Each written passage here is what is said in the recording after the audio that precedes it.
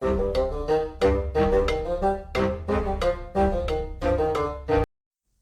and welcome back to the Critically Clueless. Today I've got a little bit of a different video for you. I want to talk to you guys about King Arthur Knight's Tale.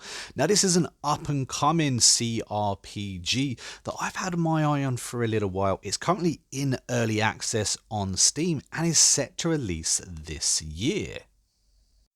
Now this game was originally releasing very soon, but unfortunately it got pushed back to the 29th of March. Obviously there's a few things that the devs want to do to kind of fix it up before the full release, and personally I say that we've had far too many broken games released over the last couple of years. It's nice that the devs kind of want to push it back and just give it the real treatment that it clearly deserves. Now, King Arthur Knight's Tale has been published and developed by Neocore Games.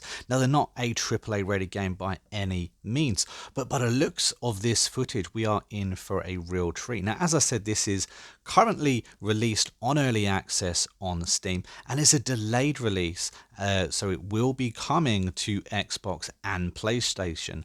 And by the words of the devs, they're going to try and get this out by the end of the year, but there's no actual fixed date on that as of yet. If you wanted to get into the early access, it will cost you $34.99, and considering the type of game that this is, and considering the length this game is gonna be, I think that's actually well worth your money. Now, it's a turn-based combat game. Anyone familiar with my channel knows that I like turn-based combat games, and it's about King Arthur and that kind of realm of storytelling.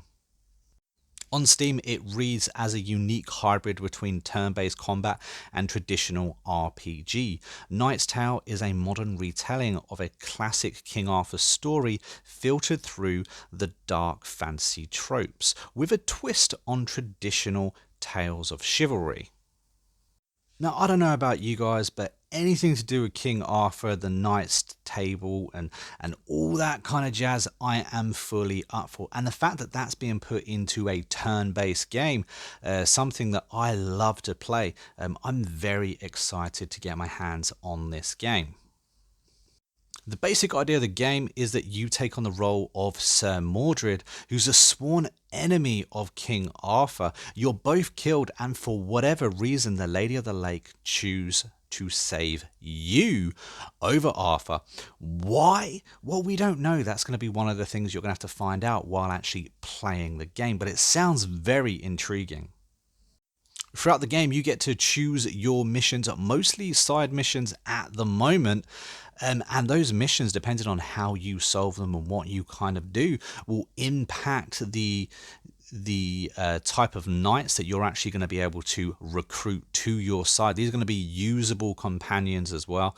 You're going to be able to put together a size of a 4-person squad, being able to pick up extra troops on certain journeys, but ultimately those extra members aren't going to be staying with you. It is just a 4-person squad, but there's going to be over 30 recruitable knights, all of which you're going to be able to spec out with stats and weapons and armor and really make them yours. And those weapons and armor you're going to be getting from loot in battlefields that you have won, presumably won anyway, for better gear. And it's kind of the classic common, uncommon, rare, legendary gear that you're going to be able to pick up. So that's going to be very familiar. That stuff is in pretty much every game out there at the moment. But yeah, exciting stuff. There's also some kingdom management as well. I had a little look-see at this kingdom management, and just the idea of actually your kingdom being Camelot. I don't know. Maybe it's because, you know, I'm from the UK, but it just kind of sings to me, and I'm really looking forward to this one. And something that many players don't like, I know previous Critically Clueless member Marty, he hates it, but there is permadeath in this game. So if you take out XYZ knights and they happen to die, you know, at the end of the mission or during the mission, there's no way to get them back. It is permadeath. They are gone. You're going to have to, you know, rely on whatever knights you've got as backup. So I personally love permadeath. It kind of puts a little bit more weight into the combat and really brings the tactics into play in this turn-based strategy game. You really are going to have to think on your feet and make sure that your knights actually survive the battle. So yeah, that is all the information I have for you. I don't know about you, but this is a game that I'm definitely going to keep my eyes on. As soon as I get a chance to get my hands on it, I'm going to be playing it, putting it on the channel as much as possible. So expect to see this game on the Critically Clueless in the months coming ahead. But let me know down in the comments, guys, what you think of this King Arthur and Knight's Tale game. Is this one that you've seen before? Is this one that you're going to be picking up? I know I've got a lot of turn-based strategy fans on this channel, so let me know if this is one that has hit your radar, and after seeing this video, if it's one that you're going to be picking up.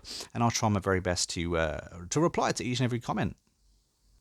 And if you've enjoyed this video and want to see more just like it, want to see more King Arthur and Knight's Tale videos, don't forget to hit that like button and of course subscribe to the channel, because like I said, this is going to be featuring quite heavily on the channel, either towards the end of the year or early next year. We'll see how it goes with the release issues. But I've been a Monk and we've been Critically Clueless, and I will see you guys in the next video. Until then, take it easy.